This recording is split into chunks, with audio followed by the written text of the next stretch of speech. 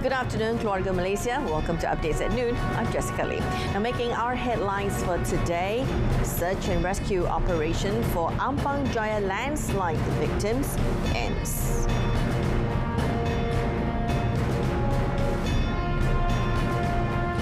Putin warns of global energy and food market destabilization.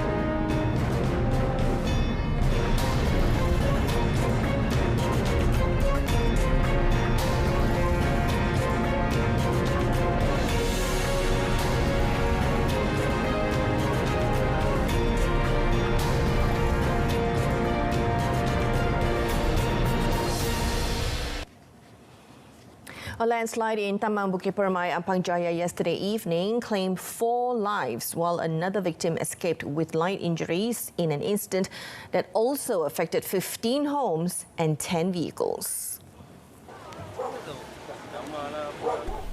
The search and rescue or SAR operation for the 5 victims began as soon as 9 firemen from the Pandan Fire and Rescue Station arrived at the scene after receiving a distress call at 5:54 p.m.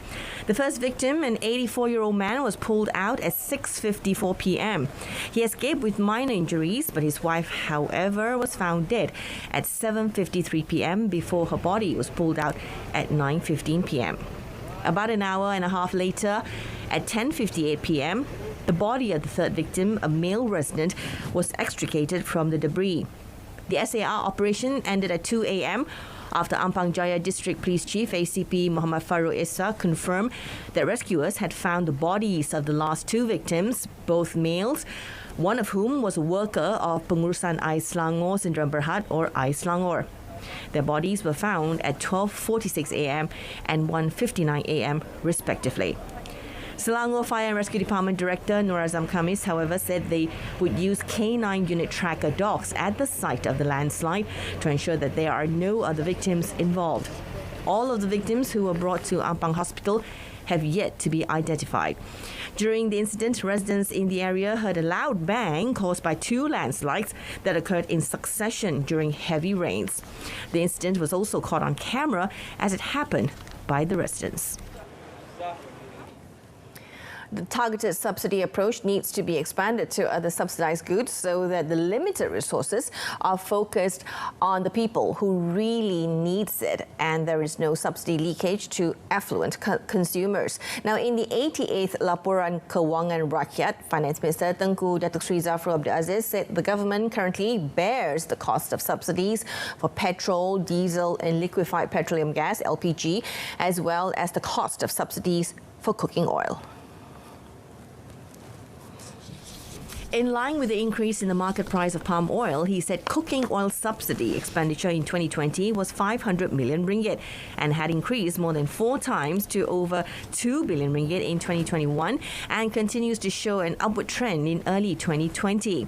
The government has also taken new measures such as introducing subsidies for chicken and eggs with a subsidy cost of more than 130 million ringgit a month to protect the people from sharp price increases. According to Tengku Datuk Sri Zafrul, this approach is not targeted and the price subsidy of either petrol or chicken benefits all consumers regardless of income level and consumption level. With that, he said the government now covers billions of ringgit in subsidies for the high-income group, which should be more appropriate to spend for national development and assistance to those in need. Now, this year, the government had to cover a significant increase in subsidies for petrol, diesel and cooking gas or LPG of up to 10 times, increasing to more than 2 billion ringgit in January 2022 compared to 200 million for January 2021. To date, the government has allocated subsidies and educational assistance of 7.7 billion ringgit, subsidies for agricultural entrepreneurs of 2 billion ringgit, and transportation subsidies, including rural air services, of 1.9 billion ringgit. The Ministry of Health, MOH, has issued 42 compound notices for the violation of the Standard Operating Procedures or SOPs during the Johor State election campaigning period. To date, its Minister Kari Jamaluddin said of the total, 13 compounds had been settled, totaling 13,000 ringgit. Walaupun ada 42 compound yang kita keluarkan, so far pematuhan tu boleh tahan ya. Dan saya harap akan kekal sehingga hari mengundi nanti. Yang penting kita mahu pengundi Johor keluar mengundi dan rasa selamat untuk keluar mengundi. Hari ini dan besok saya minta tolong parti-parti semua yang bertanding kekal mematuhi SOP, terutamanya penjagaan jarak lah waktu walkabout, ceramah dan sebagainya. Speaking to reporters after visiting the Bukit Gambir Health Clinic in Johor, Carey said it was difficult to maintain a physical distancing of 1 metre now. Therefore, the ministry had asked enforcement officers to use their discretion when issuing compounds. Now, heads of departments are required to allow or instruct recently widowed officers to work from home once their 3-day unrecorded leave expires. Now, the work from home policy is provided through My PPSM or Human Resource Services Circular SR 4.1.2 effective 1st of January last year. According to a circular signed by the Public Service Director General, Datuk Sri Muhammad Shafiq Abdullah, dated yesterday, the work from home period shall be appropriate and not exceed 2 weeks, including rest day and public holidays, subject to the consideration of the department heads. He added that this rule is effective from the date this letter is issued. Datuk Sri Muhammad Shafiq said the improvement of the work from home policy was in line with the government's aspiration to pay attention to the welfare of civil servants and at the same time improve quality, productivity and service delivery. Now, the curfew in the waters of 7 districts in the Eastern Sabah Security Zone or S Zone, scheduled to end today, has been extended until the 26th of March. Sabah Police Commissioner Dr. Idris Abdullah said the curfew, which is from 6 p.m. to 6 a.m., covers the waters of Tawau, Sempurna, Kunak, Lahadatu, Kinabatangan, Sandakan and Beluran. In a statement, he said those living in the affected areas are required to stay in the house and outsiders are not allowed to enter or be in the area within the period. Dr. Idris said the curfew was extended to ensure that the affected areas would not be encroached by terrorists and threaten security, and also to protect the safety and well-being of Sabahans as well as international researchers and foreign tourists in the resort areas. He added that information gathered has revealed that groups involved in kidnapping for ransom and the Abu Sayyaf group are still trying to infiltrate these waters to carry out kidnapping and cross-border crimes. However, Dr. Idris said district police chiefs in the affected areas have been authorized to issue permits to those applying for fishing activities and to attend to urgent matters during the curfew.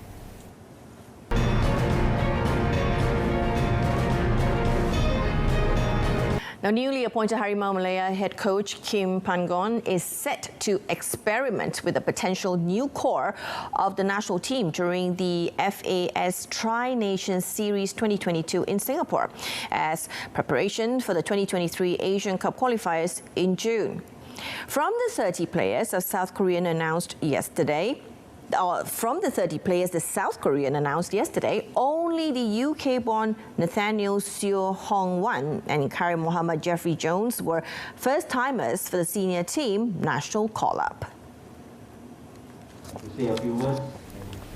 The rest of the squad are familiar faces, with former skipper Safiq Rahim, 35, making a return, and 15 of the 24 players from the 2020 AFF Cup debacle late last year getting listed.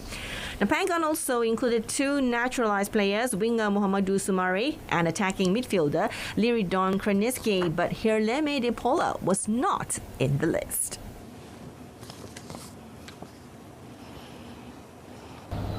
For the past 1 week, the panel of coaches have sit down together and provide ratings for the players based on their performance. We spoke to coaches from various teams. We also evaluate additional information based on past statistics and minutes of play in international match from 2019 and 2021.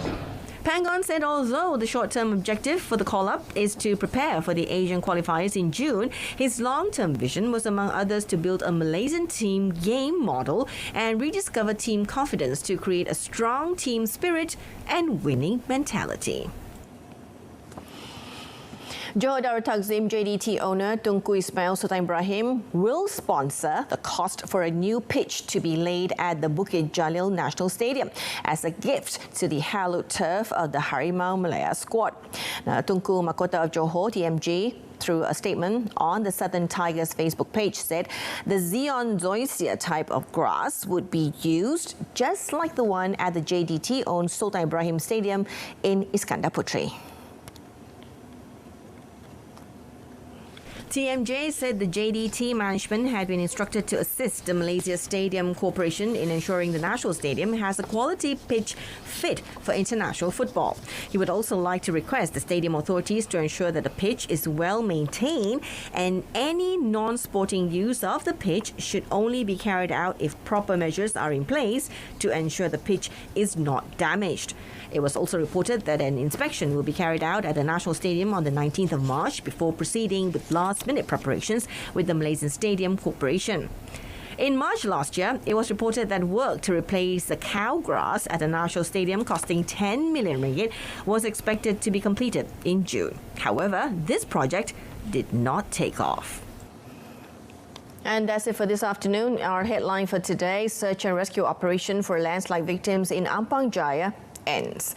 Make sure to join us again at 10 p.m. for the latest updates on News at 10. You can catch it on Saluran Berita RTM or watch it on the go with RTM's Click website and mobile app. Till then, Keluarga Malaysia, I'm Jessica Lee. Thank you for watching and have a pleasant afternoon.